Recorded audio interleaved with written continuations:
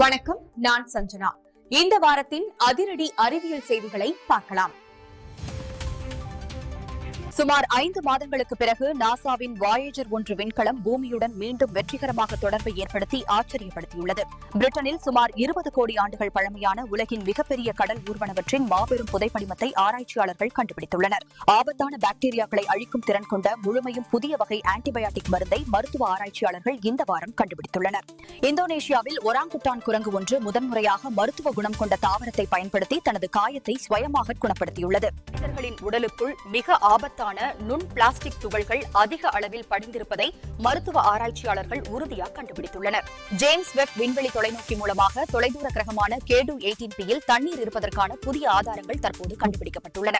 செயற்கை நுண்ணறிவு தொழில்நுட்பத்தை பயன்படுத்தி நிலநடுக்கங்களை முன்கூட்டியே மிக துல்லியமாக கணிக்கும் புதிய மென்பொருளை வெற்றிகரமாக உருவாக்கியுள்ளனர்.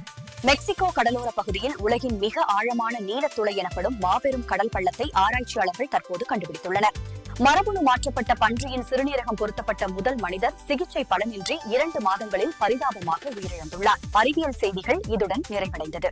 மீண்டும் அடுத்த வாரம் புதிய செய்திகளுடன் உங்களை சந்திக்கிறேன். நன்றி, வணக்கம்.